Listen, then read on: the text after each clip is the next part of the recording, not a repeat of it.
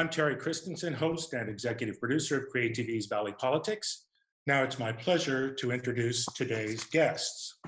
Cindy Chavez is the chair of the Santa Clara County Board of Supervisors. She was elected to the board in 2013. She's been elected twice since then. She's been re-elected twice, I should say. She represents more than 400,000 residents in District 2, which includes East and Central San Jose. Supervisor Chavez previously served 2 terms on the San Jose City Council, and she's also served as the executive officer of the South Bay AFL-CIO Labor Council and Working Partnerships USA. Sam Liccardo is the mayor of San Jose. He's a longtime San Josean, and his career in public service includes several years as a criminal prosecutor at the local and federal level, as well as 2 terms on the San Jose City Council before he was elected mayor in 2014 and re-elected to a 2nd term in 2018. Dr. Jeff Smith is Santa Clara County's executive officer. Dr. Smith served as a doctor, lawyer, elected official, and executive for this and other parts of the Bay Area, including Martinez and Contra Costa County. Please join me in welcoming County Executive Smith, Mayor Liccardo, and Supervisor Chavez. So for all of you, let's just start with something personal. How has the shelter-in-place order affected your lives and how you're conducting your business as public officials? Cindy, we'll start with you. Thank you, and thank you for having us. This is, I'm looking forward to this discussion.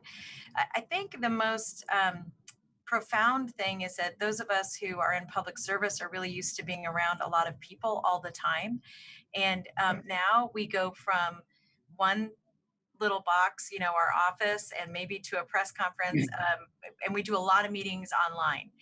I would say just personally, I have an 18-year-old son at home, and our house seems much smaller with him in it because he is getting ready to go to college. And this is, it's for all of our families, it's put some pressure on us. And it's a little like having a caged bear. Brennan is 6'3" and 300 pounds, ready to go play football in the fall. And so it's, it's had an impact on all of us. Sam, what about you? Well, I certainly can't complain. My only gripes are about needing toilet paper and a haircut. But I think Cindy put it very well. Well, come on by. We've got a toilet paper stock, but we don't cut hair. We'll take what we can get, Terry. And by the way, thanks for having me virtually. But Cindy put it very well. We are used to being in communication with our residents, and this virtual stuff, we know it's necessary, but it is no substitute for really understanding what people are experiencing, particularly since we know so many of our residents are on the wrong side of the digital divide and cannot communicate with us in this way. We all have, board meetings and council meetings and so forth, and we know who is able to communicate with us, and that's not necessarily those who are most imperiled and struggling the most through this tough time. Jeff Smith, how's the life of a county executive different? Well, it's quite a bit different. I'm spending most of my time in the Emergency Operations Center trying to organize the emergency response and make sure that we have all of the entities together in the entire region working in concert. Every once in a while, I go over across the street to my office, and the floor that I work on is pretty much empty. There's 1 or 2 people there. We've sent home basically all of our, quote, non-essential workers. So we're working with a skeleton crew. And at the same time, we're trying to put together the budget for next year, which is looking pretty awful because of the recession that's going on and all of the problems associated with COVID virus.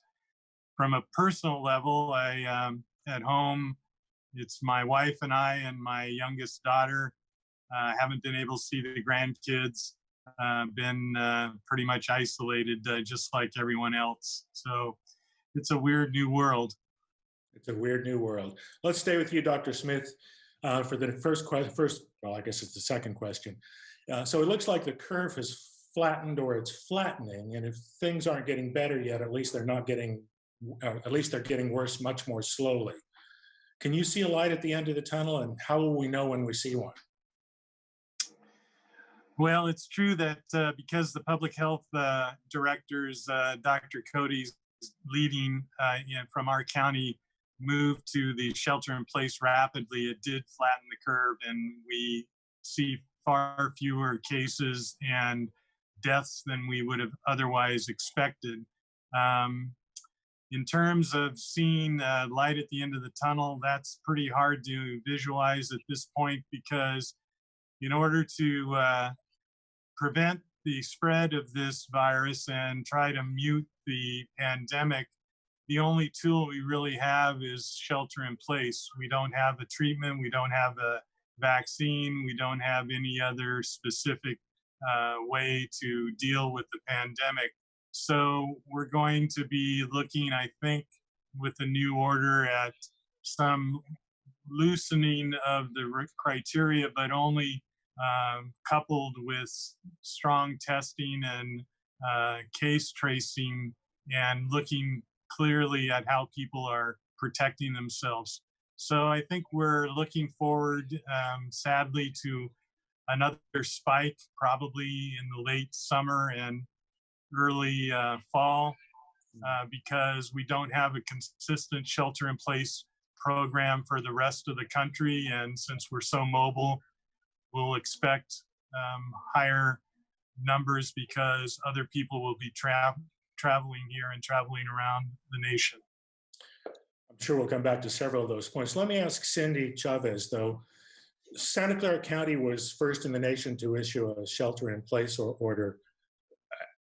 How was our county able to see this was necessary before others? What did we do right, and did we do it soon enough? You know, so first let me say that, you know, the county is really a lot of people, and Dr. Sarah Cody and the public health team really dug in and recognized that we were an epicenter, and I think moved very quickly and very bravely, you know, when not a lot of other people were doing it. So I have a lot of respect for them. I think, you know, the thing that I'm just really reflecting on is that we're going to get a lot right and we're going to get a lot wrong, and we may not know until months, maybe even years later, what we know now. And I think evidence of that was recently discovering that we had 3 people who died of COVID-19 before we knew that we had our first case. Or yeah, and so, and I'm sure Dr. Smith at a later time can talk a little bit more about this, but my aha from that is that I'm really blessed that our staff was willing to be brave at a time when there were a lot of naysayers. Yeah. And if I could just add to that, you know, I think we really should give credit to the county and working in concert with the other counties for saving thousands of lives. I mean, I think we see what's going on in the rest of the country, and there's no question that thousands of lives have been saved as a result of their quick action. But I think when the story gets written about any pandemic, the collective answer is going to be none of us moved fast enough as a country, right? And so it is always going to be easy for folks to say we should have moved sooner. We could not have known, obviously, but I'm really proud that our county stepped up. Thank you for jumping in there, Sam, because I should have said earlier to all of you, just jump in whenever you want to, make this a conversation. Don't wait for me to ask you a question. But Sam, here's my question for you. Okay. So public health is primarily a county responsibility. So what's the city's role in addressing the epidemic? Yeah, we're playing a support role. We understand the county and the public health team are the experts, and they're issuing the mandates. Our job is to enforce the mandates and also take on other support roles. So we've been working very collaboratively with the county, for example, around the issue of food supply. That is a huge challenge, we know, with thousands of our families now without a paycheck. And so we've taken on responsibility for coordinating that distribution countywide now in collaboration with many great nonprofits like Second Harvest in the county and many cities. And now we're in the food distribution business. So we've got 160 employees working every day on that issue and seeing how we can expand from what we're currently serving, which is about 2 million meals a week. So that's an example of the kind of support work that we do as a city. Obviously, we're not in the public health space. We just want to fill in the interstices.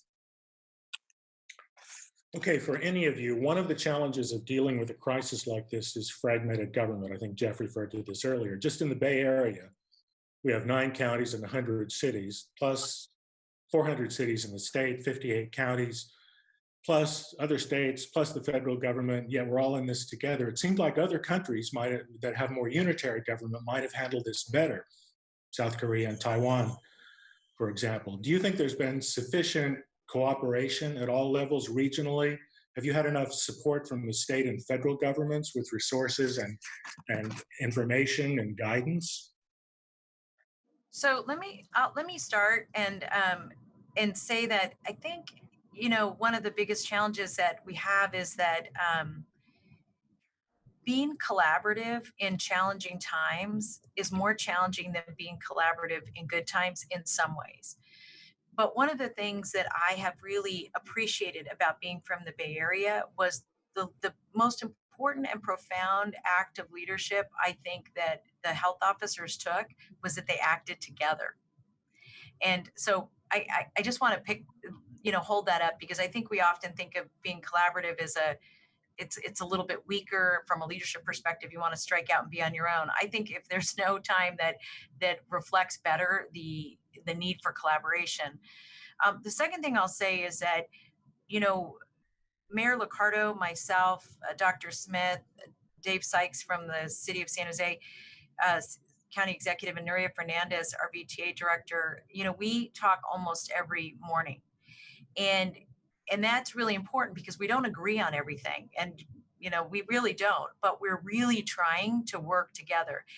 And then the last thing I want to say is I really appreciate, and there's no place I'd rather be than in Santa Clara County, in the Bay Area, and in California right now than anywhere in the country. I am impressed with the leadership. I'm impressed with the willingness to look at science. I'm impressed with life being held as the highest goal that we have to protect life. And I think our governor has done a phenomenal job of creating a framework that we can all operate within. I don't feel that way about the whole rest of the country. And one of the things I'm most concerned about is that I feel like counties like ours and the 9 Bay Area counties have really done a lot to sacrifice and protect life. And yet we have states that still don't have a stay-at-home order or shelter-in-place order. And really we're so connected that they risk. People who are not following this order are risking the lives of people in whole other states and countries. So I think there's a good news, kind of bad news story there. Yeah, if I could also just add, I think first kudos to President Chavez for really convening those conversations she was referring to and making sure that we're all talking to one another and really working through whatever differences we have. But, you know, I know I'm not the first person to say how desperately we need a national strategy around boosting testing. I know that that's not a novel thought to anybody on this call, but it's so self-evident in every other country on the planet. And right now we've got every county and every mayor out there literally calling up companies to say, hey, can we get a shipment of test kits from South Korea? And, you know, working all of our supply lines through individual companies that we know have their foothold in other parts of the globe. I mean, that is no way to run a pandemic. And I would love to see a much more focused public health effort at the federal level so that we're not all out there trying to do our own thing. Jeff Smith. Well, this crisis really points out how connected we all are on a international basis and a national basis. And from a local perspective, I'm really happy that I'm working in Santa Clara, because even though we have our differences and challenges and things that we have problems with communicating, I think in the end we'll be much closer. We already have been really pretty close, and when you compare us to the rest of the nation and the rest of the world, I think we function really well. And I'm very happy about the state. The governor has provided great leadership and has tried very hard to get us on the right path with a good communication, because communication's a big part of this response. However, just like the mayor, I think we're really challenged with the federal approach, which has been diversion, disinformation, and lack of preparation. We know now that this virus was present in our community and probably other communities way back in February and January. And that was a time period when we didn't have tests, and the federal test was a failure, the initial one was. And we had warnings back in December and early November that the virus was coming. So we were very unprepared. We're still unprepared at the federal level. We still don't see much leadership there. We still have the president recommending injecting ourselves with Clorox bleach, which is absurd. So locally, we're doing a good job. Federally, they're doing an awful job. Well, let me say thank you all. It's good to have local and state governments, at least, that we trust. So thanks for what you all are doing. We got a ton of questions. You won't be surprised to hear about the shelter-in-place order, which I understand is likely to extend beyond May 3rd, which is not so far away. So let's talk about the planning for lifting shelter-in-place rules and getting the economy revved up again. When the shelter-in-place order is lifted, let me just run through a few of the questions that have come in about this. When the shelter-in-place order is lifted, will everything open at once? I think the answer is no. What are the costs of shelter-in-place for our economy? And then what about the non-economic impacts of shelter-in-place? And how are the economic and non-economic impacts affecting different communities within our larger community? Cindy, you want to start on this? Sure. And so first, and actually, Dr. Smith, I'm going to defer to him on the timing of this, but let me just make one point. So I think yesterday we hit 50,000 deaths nationally, and we have had 95 deaths here in our county. And I say that because there's still a lot we don't know about the virus, except we know it's extremely, extremely contagious. And we know that by putting efforts in place early on, that we were able to really be aggressive about flattening the curve here. And so I think what the challenge that we're going to have in how we move forward is, what are the incremental steps we can take that also give us a chance at making sure we do two things really well.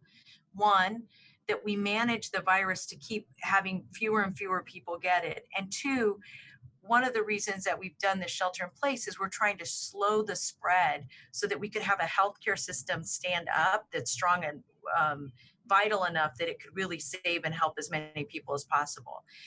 So the way I see this is that I think we're going to slowly open up the economy based on how safe the workplaces are that we're sending people into. Because the last thing we want to do is put people in harm's way, and furthermore, put their families in harm's way. Like, I think that is just a very risky thing for us.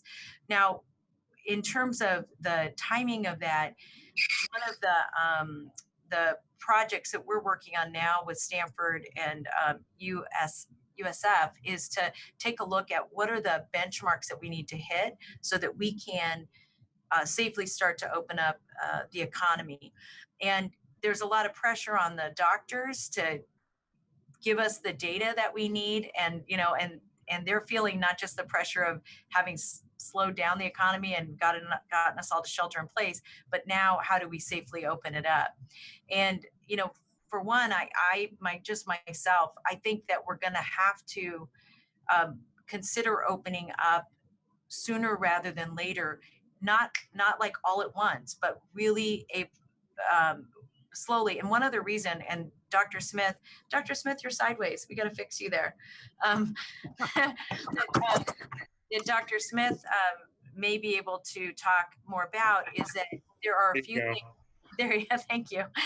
There are a few things that we need to make sure we have the capacity to do, and that is, as people start to go back to work, being able to do contact tracing, so that if somebody does get sick, we're able to safely put them in quarantine and make sure we were able to communicate with everybody else that they may have been in contact with, so we understand where the spread of the disease is coming from. Because a big challenge for us is we put everybody in quarantine because we didn't know who to put in quarantine. I mean, that's really the topsy-turvy of the challenge that we're in right now. I don't know, Dr. Smith, if you wanted to add to that. If I said anything you wanted to say, nope, that's not right. No, you got it pretty much right. I think it's clear that the shelter in place will not be relaxed completely or all at one time, but it's also clear that there will be staged relaxation. Again, this is the only tool we have to deal with the pandemic. So we have to make sure that we don't relax it too soon, or otherwise we have another big spike. But we don't really have all of the tools that we need to do it in a completely measured manner. I know there's been lots of pressure to try to come up with a target of, how many PPE do we need? How many tests do we need? How many people do we need to do contact tracing? And since this is a unique event, it's never happened before, it's hard to give exact numbers. But if you take the numbers that the governor came up with and talked about, he said that the entire state needs 60,000 tests a day. That means the Bay Area would need somewhere in the region of 15,000 a day. We're not even close to that. If you presume that every hospital worker would need one mask a day, that's just masks, and that those who work with numerous patients like nurses, doctors, technologists would need another 3 a day. That's, millions of masks for the entire Bay Area region. And if you realize that there are thousands, tens of thousands of cases, and that doing tracing for each one of those probably takes at least 2 or 3 hours, you multiply that out, that needs a legion of tracers at the same time looking at all those cases. So it's going to be targeted approach to, I think, a few professions that are relatively safe now, and then we'll be in a different world. And I don't think people should expect to get back to, quote, normal. We'll be in a new normal for the rest of our lives. Sam, what's the city perspective on lifting the shelter in place order? I think I agree with everything that's been said. I think we have to appreciate that we're in a world with imperfect information. And the county and all the public health officials, Sacramento on down, are going to be doing their very best to give us the best information they can. And inevitably, 72 hours later, they may learn more. That tells them they're going to have to adjust and pivot. And I think we just need to be patient and accepting and understanding of the fact that we're dealing with something we don't completely understand. And certainly it's appropriate to be level setting expectations that this is going to be a staged recovery and how we pull out of this. And that we'll be learning as we go. And the public is going to need to understand that at times we may need to pull back or accelerate based on what we learn. And so I think if everyone goes into it with that understanding, I think we'll be very well off. I am personally concerned that the risks are on both sides. The risks are certainly there of moving too fast, and we've seen that in other jurisdictions. We know the risk of doing nothing is tremendous as well, because we are impoverishing thousands of our families as a result of what we have to do to save lives. And so I think it is important for us to recognize the risks on both sides and to move appropriately, that these are measured risks we're going to have to take, and we're not going to get it right perfectly every time. And so we're just going to have to learn and pivot. So let me go back to Cindy to talk a little bit about the non-economic impacts of shelter in place. Most of us understand the economic impacts, and we know they're not equitably distributed. What about the non-economic impacts? It's such a good question, Terry, that, one of the things that that has been sort of overwhelming is the need for services, like mental health services in particular, where, a lot of our past work was you're meeting people face to face. Like I had someone approach me to talk to me about not being able to go to AA, right? So they said, wait, if you're sheltering in place and we can't gather, how do I get my how do I connect with my people that are helping me stay healthy? And you know, and what's been amazing to me, the good side of that is that we've been able to expand telehealth pretty dramatically for most people, and that we've been able to expand mental health services. But I think what we've also seen, and it is really tied to the economy, is that the yawning gap we had between those who have and those who have not is it's just laid bare for all of us to see. That if you live in certain parts of the community, you don't have access to Wi-Fi. You don't, and therefore your child can't do their homework or get their assignments right now, and you can't sign up for benefits from your house that we've told you to stay in.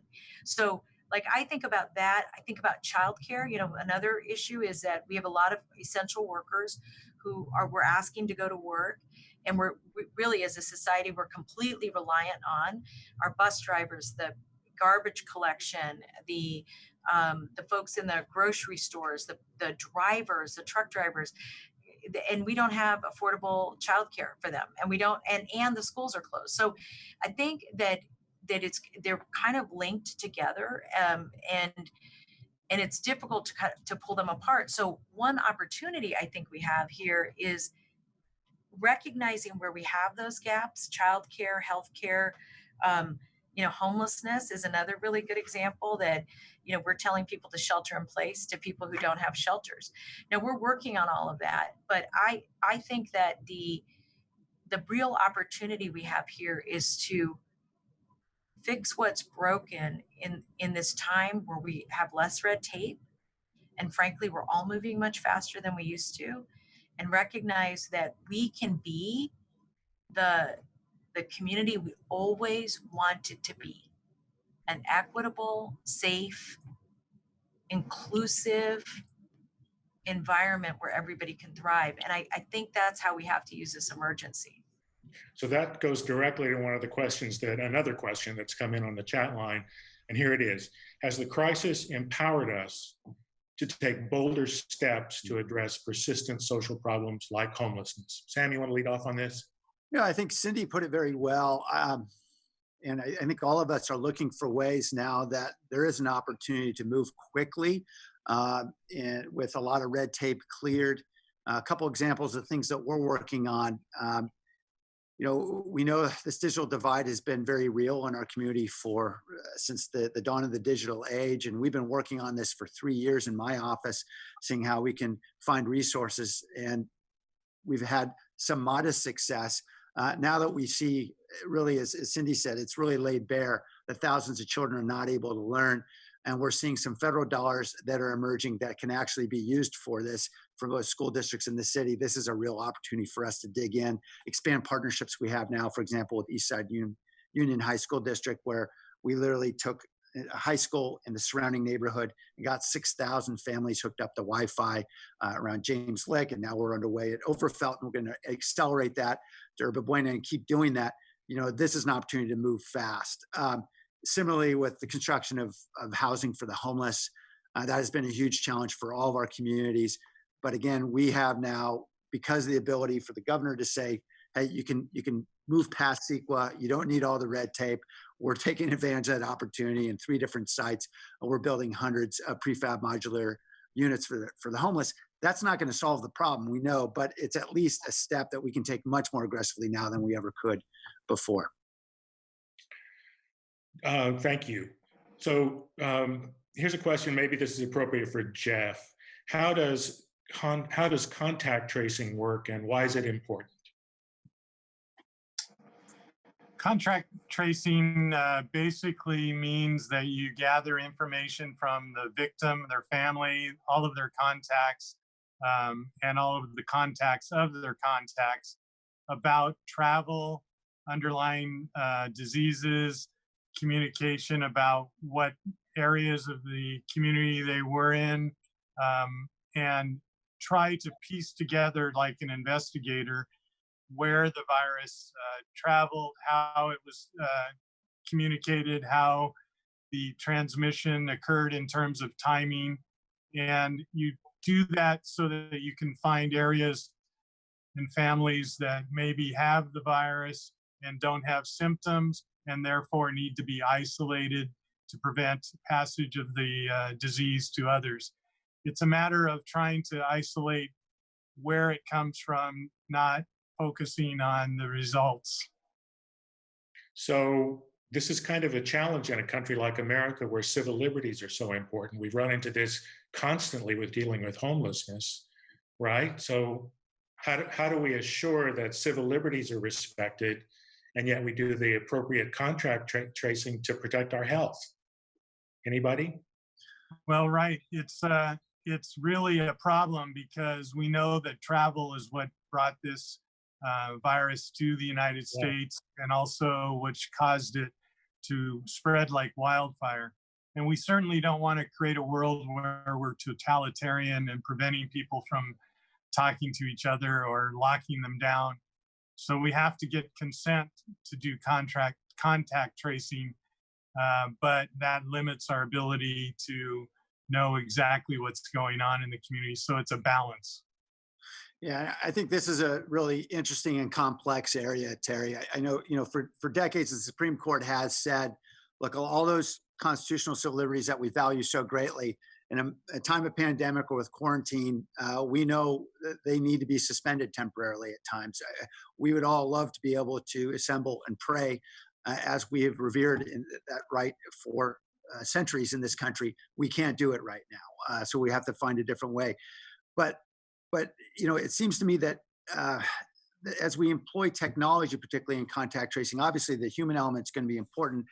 But as we're seeing now, apps that are coming into development, and they're already using now in places like Iceland, we know that there are some real civil liberties issues that arise there to the extent that people are not given the right to opt in. And I suspect we're probably going to want to have a contact tracing app, if it's deployed here in California, as we expect it will be, that will have some opt-in component. And that's going to require a lot of effort for cities and counties to encourage people to say, please opt in, because it's really important for us to have a broad network if this app is going to work, so that we can do it in a way that's consistent with our values at the same time that we're able to protect public health.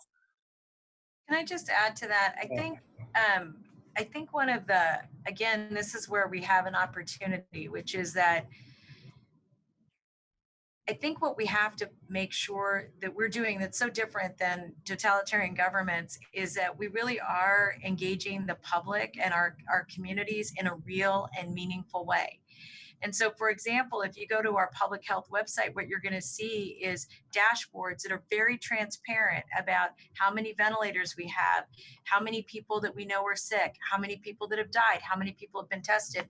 And this was a very important step for us. I know it was important to Dr. Cody, but as a county, we value transparency and our partnership with the public. And so I think the how we do all of this is as critical as what we're doing, because it determines the kind of society that we already think we are and the kind of society we think we want to be. So I think the point that Sam raised about, encouraging people to opt in is really critical, because what we're literally saying to people is let's opt in for our health, let's opt in for our community, let's opt in to protect our families, and at the same time we're going to have to work with these companies to make sure that the data is never inappropriately used. And it's a really tough balance. We're working with Google now on a couple of different options, and Apple, as you probably know, is rolling out a contact tracing tool as well. And so I think the other thing we're going to be demanding of our tech partners is that they continue to support our ability and our ability to protect privacy. And it's such a fine line. I think the point Sam raised is so right on. Like, this is one of the biggest discussions that we'll be having, I think, both today, but what the implications are for the future. Cindy mentioned the county dashboard, and that really is an excellent source of all kinds of information and data. How do you find that dashboard? So if you go to the public health website, and it's Santa Clara County Public Health .org, so it's SCCPH.org, you will find it. But if you just Google that name, if you go on it, you'll see there's a link to dashboards, and Yeah. the dashboards will show you how many, in fact, I pulled it up, how many people are ill, you know, what cities are people ill in, what is our surge capacity, and what, you know, how people are testing. And then we also have a section for long-term care facilities, so that again, we're being as transparent as we can about what's happening in those facilities as well. So I would just really encourage you to take a look at it. It's really got a lot of information. Okay, thank you. Here's a question from kind of a different angle, and I'm not sure local government has much to do with this, but are you concerned with the current setup of the food supply chain? What changes might need to be implemented to make sure we're supplied and have access to what we need? Anybody? So, yeah, Sam, I know you guys have been taking the lead on that. Why don't you start and I'll jump in? Oh, thank you. I mean, first, I'm really grateful that we have amazing partners like Second Harvest have been doing this for a long time and taking on an awful lot of the load. And the schools have really been stepping up. And kudos to Dr. Marianne Dwan and all the school districts, 31 of them that we have here in the county. What I'm more concerned about is what's happening at the national level. And, you know, we're certainly seeing a lot of stories about real challenges because of breakdowns in markets and how ultimately food that's being grown is now being essentially recycled, put back in the soil because there is no market to sell it to because restaurants are no longer buying. And really so critical, this latest package that's emerging from Congress, that the federal role is expanded sufficiently to provide an ongoing source of demand for all that agriculture and all the meat that we critically need to continue to be produced, because we are certainly hearing a lot of concerns and how that may affect food prices and availability downstream weeks or months from now is to be determined and really unsure. Yeah, and so let me jump in and reaffirm one point that Sam raised, and then talk about two others. One is that, you know, I think if there's been no other time for us to rethink our investment in agriculture and the food systems in our own country, this has been a profound wake-up call. And I say that because we have become so international in our purchasing that we're buying ventilators from China, which is very hard hit, which meant that when we were trying to buy those ventilators, they were getting scooped off of planes before we could actually even get them here. So I think there's going to have to be a whole new set of thinking about manufacturing and food in particular relative to our national security. So that's one. Two, I think it reminds us that we have a program in the county, and I know that Sam has played an incredible leadership role in making sure that Coyote Valley was protected. But the fact of the matter is we have to invest in the maintenance of ag land in our country and protect that ag land as if it were gold, because the long term, I think we're actually going to need it. And this is a really good example of a time where we will. The other issue, though, I would say is that one of the bigger challenges that we've had in states, mostly right to work states, but in states that have large packing facilities like meat packing and other things, they have not been following the shelter in place. They're not following the social distancing. So we have whole companies closing down because their entire workforces or a majority of their workforces are sick. So this is another example of why, if we had national leadership with a national framework around how we were going to be treating safe work environments, we wouldn't be allowing people to be so sick. And by the way, poorly paid workers across the country are paying with their lives and their health because we don't have those national protections. And that's one of the reasons as we roll back out, these protections are so critical, because we have to be able to demonstrate that we are really caring about every worker. We've had workers get sick who are working in the grocery stores, and what we need to do is make sure they have the protective equipment they need and that we're following the rules so that we don't have people getting needlessly sick. This is probably a very minor point about food supply, but actually, while we're staying in place, this is a really good time to grow our own. So I hope, as you all consider lifting the shelter-in-place order and opening up the economy, nurseries and hairdressers will be at the top of the list. Did you hear we just got lobbied, Dr. Smith? Dr. Cody somebody's listening.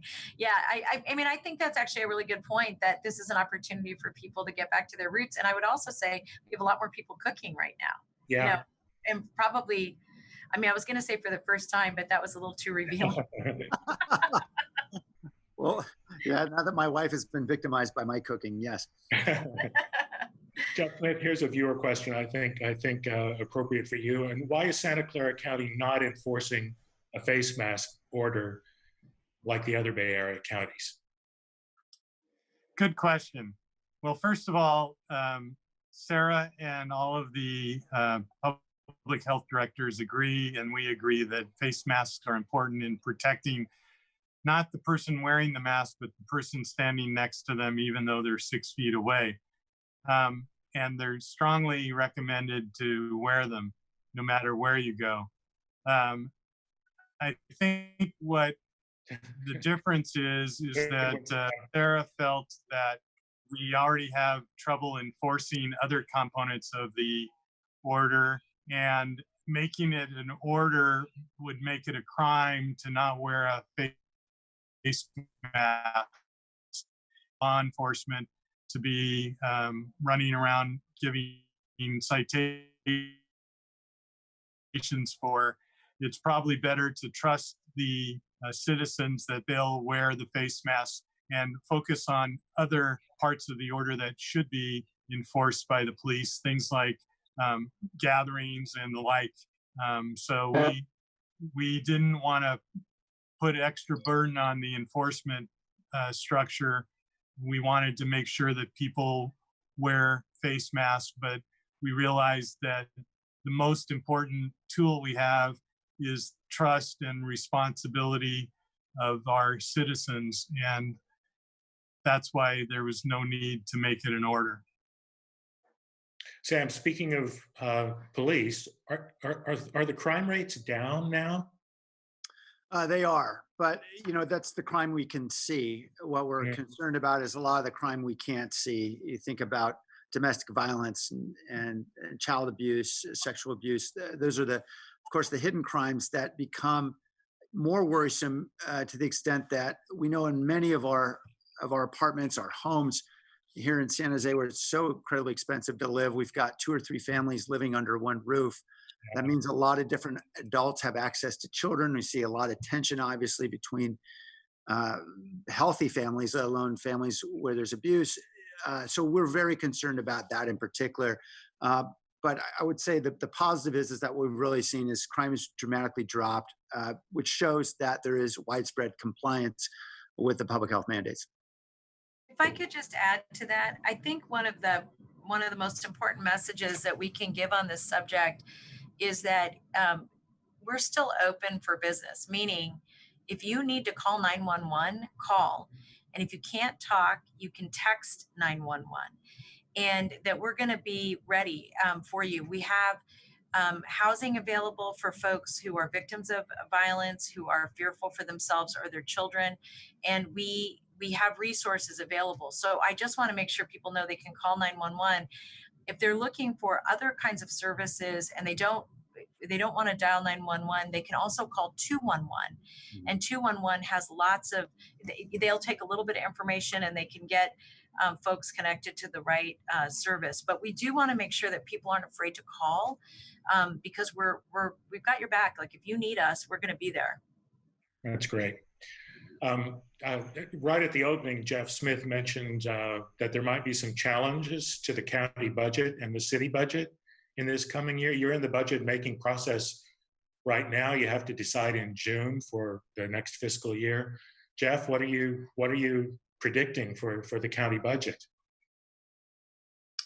What's the good news first? The good news? Yeah. There's not a whole lot of good news. Just later that. We before the COVID virus issue came up, we were predicting a deficit in the $150 to $170 million range in our ongoing expenditures and about 120 to 130 in our capital one-time funds. Now I would basically double that at least, maybe 2.5 times, because we've been spending a lot of money on COVID response, and we're seeing a major downturn in the economy, obviously, and flattening of property taxes. So we're going to be coming to the board in a different way this year than we ever have before, looking to utilize as much of the federal and state recovery money as we can, and one-time money to supplement ongoing services, because we don't want to create a crash landing in the middle of a COVID pandemic.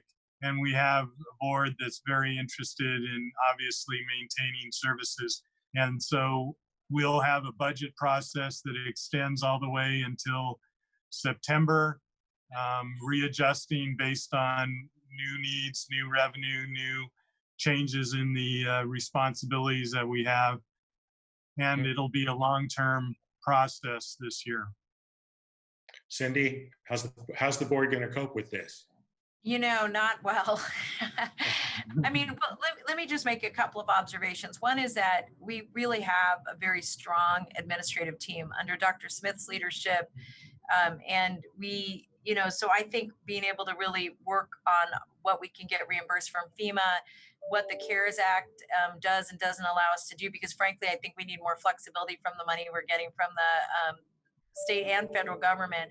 But one other thing I'll just point out that one of the challenges we have is that the county, maybe 2.5 years ago, Jeff, how long ago did we buy St. Louis and O'Connor hospitals? It was actually only 2 years ago. Jiminy Christmas. So let me just say this. We bought 2 hospitals. We operate 11 clinics. We have many, many more clinics that we invest in that provide mental health services and other services, medical services. So we have a really extensive public system in the county, more extensive than most counties in the country. And the challenge for us is that we did that, and thank God we did. We would be in a whole different ballgame right now had we not. But that what that means is that we really need the federal government to invest in the health infrastructure of counties like ours, who have really taken our Commonwealth, our dollars, and we've invested in services. In a lot of other places, when the counties get property taxes, they spend them on roads, and we don't spend them on roads. We have a really expanded mental health services program. We have a really extensive public health and program. We spend a lot more money, for example, on social services, particularly for foster youth. So we're in a very different situation than a lot of other places in the country. And one thing we're going to need is to continue to work with our federal partners to make sure that the reimbursements match the mechanisms by which we give services. Sam Liccardo, what about the city? Well, I think like every city, we're going to be mightily challenged and not much different from the county. The good news is we had a small surplus planned for the next fiscal year before all this happened, and we've been working really hard to save reserves, anticipating there would be a recession pretty imminently. Even before we get to next year, just because revenues have fallen off the cliff in the last month, we've got a $45 million deficit just to solve in this current year. Then when we get to next year, the deficit will be well in excess of $100 million. So a lot of very difficult conversations that we're starting now with our workforce and with the community so that we can get their best ideas about how we can save dollars and continue to provide the really vital services they depend on. I guess this leads to a question directly from one of our viewers. What could the federal government be doing more that could help? As far as I could see, the first few aid packages have not included aid to state and local governments, right?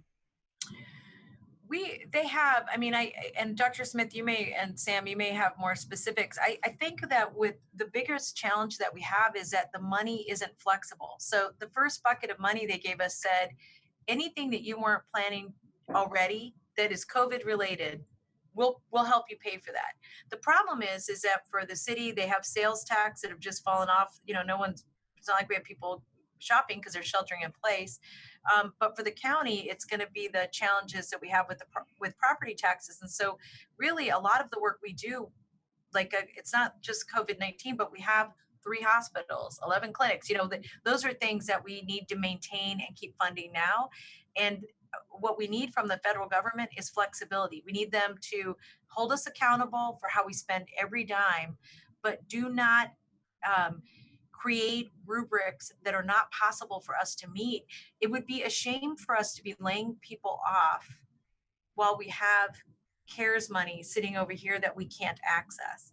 And I think it's particularly more challenging in some ways for the cities because many respects, the stuff that we're doing right now is COVID-19 related. So we're going to be able to access some of those funds.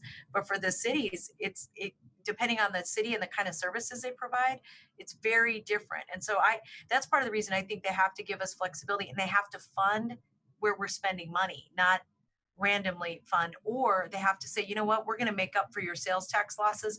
We're going to make up for your property tax losses. You go to town and provide the services you need to provide for your communities. That's what I would wish for. Before the city responds to that, let me check in with the county executive to see if he wants to add anything to what the supervisor said. Well, I think Cindy is right on. The first few packages focused on small businesses appropriately and didn't put a lot of money into government, which is a problem because we provide a lot of services that keep the fabric of society together. And the legislature, or I should say the Congress, particularly our delegation, is quite well aware of that, and they're working very hard to get more money for the safety net.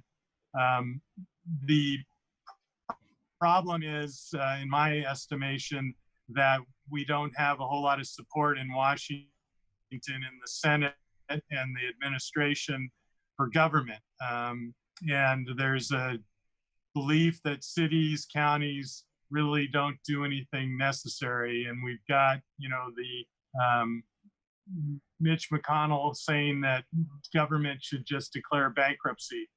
That's really a non-productive, useless kind of approach. They need to provide enough resources for us to continue operating and provide the services that we provide for those that are in need. Sam, what about the city and federal assistance? I think Cindy described it well. We want flexibility, and certainly we're more than willing to take whatever accountability is necessary to ensure taxpayer dollars are used well. Even enough flexibility to say, at least for those very core services, the emergency medical response, for example, that our fire department provides, or the police department services, to be able to backfill those gigantic holes that we all have in our budgets, just to be able to keep the wheels on, that's going to be critically important. So looking ahead, far ahead, how's our experience with COVID-19 likely to change the way we deal with future crises like this? Well, I'll jump in on that one. I sometimes like to think less of recovery and more of discovery. I think we're going to be discovering a new world, just like viruses in the technological world change the way that we interact and change the way that the internet works and dramatically changed our society. I think this virus is a warning shot across the bow that we need to change our world to be more aware of what our constituents need. One of the major confounding factors in responding to this virus is that the middle class has been destroyed by some policies emanating from the federal government. And because of that, we have a large service population, service economy, and the service economy is being destroyed by this virus. So the rich are getting richer, the poor are getting poorer, and there's nobody in the middle to help respond to the needs. Cindy? I totally agree with Dr. Smith. I think he's right. And I also think that this has given us an opportunity to see some things we couldn't see before. So right now I can see all the way to San Francisco from the building I'm in because the air is so clean. Literally, yeah. right? Yeah. So what it's making me think a lot about is what are we doing right now? Like, what are the unintended consequences that we can jump on? So for example, I'm the vice chair of the air quality district, and one of the things I'm asking the air quality district is to challenge employers to not have a third of the people or half of the people that work for them now drive to work every day. Like, I think that should be a challenge for us, because what we're also not seeing is that we're not seeing as many people in the emergency room, um, with other kinds of lung problems like asthma, because the air is so much cleaner. Mhm. So I look at that and I think, well, wait, we're learning something, and we're learning that maybe we don't need everybody to go to work. And I frankly think there are parts of the county we're going to be able to look at and say, gosh, these folks can work from home and we're still going to see the same level of results, and in some areas even better. So I think this is an opportunity for all of us wearing our hats as employers to rethink our environment. And then the other thing is, you look at restaurants who've just been devastated, and you imagine that how will restaurants be able to pack people in again? Well, one question would be, and this would really be something I think that would be up to the mayor and the council, but what if you did what you all do for Viva Calle, which is you shut down the streets where you have the most restaurants and you let people just be right in the middle of the street, and you put big fences around it so people can be far apart, but you create a whole new vibe for a downtown that's just aching to open up again. And so I look at this and I think, well, there's a lot going wrong, but there's also an awful lot of opportunity that we really can seize upon, that's going to make this a much better place to live, to work, to play, and frankly to reinvest. And that's what we're going to need. We're going to have to be a place that people want to reinvest both their lives, their livelihoods, rethink their worlds and their jobs. And then the other thing is, I think to Dr. Smith's point, we recognize the holes we have in our society, that we have been undervaluing and underpaying a whole class of Yeah. people in this country. This is an opportunity to lift them up. They are leading us out of here. They're literally leading us to safety. Let's do something about that. Mayor Liccardo, what's going to be different in the future? Well, I think Cindy said it very well. What we know about every recession is that Silicon Valley finds a way to reinvent itself. And there will be reimagination and reinvention, I think, in this valley as a result of this. And in many ways, it will be for the good, and we'll be rethinking how we work together. But I hope this doesn't force all of us to remain in our virtual caves, communicating at a distance. That would be a huge loss for all of us in our human, our ability to be able to be together in a meaningful way. We are learning that proximity really does matter, and that human communication is much more than simply about what is transmitted over electronically over the internet. So I am hoping we gain appreciation for each other in new ways. Certainly the way Cindy articulated about how there are people every day who are saving lives by working up in that grocery store. But it's going to require a lot of creative thinking, I think, in the next few months about what Silicon Valley becomes. And what I imagine is that we're going to be leading the rest of the country again in this new recreated world. Well, we've reached the point in our program where we have time for one more question, and it's kind of related to what I just asked you. But let's be a little more specific this time about something good that you've seen come out of this situation. Something good. Yeah, you want to start? Well, Sam, you want to start, I think. Okay, yeah, I'll just, thank you. I'll just jump in. The way people have stepped up in the community has just been incredible.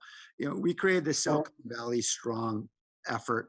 I really appreciate Cindy's efforts and people like Jen Loving over Destination Home, and Chuck Robbins, the CEO of Cisco. And in this effort, we were just trying to do everything we could to engage volunteers, and 2,700 people volunteered within, I think, 2 or 3 days. More than $25 million contributed through the efforts of Chuck and Jen and so many. And obviously none of that money is enough to solve the extraordinary economic pain that so many folks are feeling in their own families. But it is helping thousands of families. And what I've seen is just such incredible leadership in all parts of our community. And just most recently, it was literally an 8-year-old boy who lives a block away from us. His family immigrated a couple years ago, and they had a birthday party for him in the front yard because he couldn't have any of his friends over. And so they had a virtual party, and folks would walk by and cheer as he stood there in the front yard playing with his toys. And he wrote thank you notes to all the neighbors saying how happy he was to live in this neighborhood. And he wished that we'd all stay healthy and safe. And I think about the leadership of that 8-year-old in thinking, hey, this is a good idea for me to use this moment to lift folks up and to thank them, and also to encourage them to continue to be safe. Great story. Jeff, something good. Well, a lot of our motivation in life is either from fear or from love. And even though there's a lot of fear in the community, I've seen a lot of love.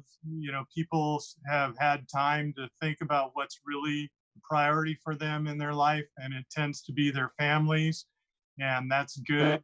And so I think there's a lot of love that's been extended to people who are in need. And that's good because it reinvigorates our society to care about things. Cindy, wrap it up for us. I would say that I think the generosity of people has been profound. And, we have a guy who's been working for Meals on Wheels for a really long time, who's got a person in their family that's immune compromised, and he didn't want to miss being able to provide meals for people who were relying on him. And so he's been working 12-hour days, sacrificing not seeing his son because he knows that people need food. And I could give 1,000 stories like that of people who just stepped up, like my neighbor who offered to do grocery shopping, like day 2 of this, like figured out how to help people most in need. And I think we live in a generous place. And in many respects, I think this has shown just our humanity, even though we can't be together. So true. So we're out of time. So a huge thank you to Supervisor Cindy Chavez, Mayor Sam Liccardo, County Executive Dr. Jeff Smith for joining us virtually today. We also want to, we also want to express our appreciation to all the viewers joining us online. Thanks for your questions. The club has a wide range of virtual programs coming up, so please visit our website for more information. Meanwhile, I'm Terry Christensen, and this virtual program of the Commonwealth Club of California is adjourned. Thank you, Terry. Thanks, Terry. Thank you. Bye.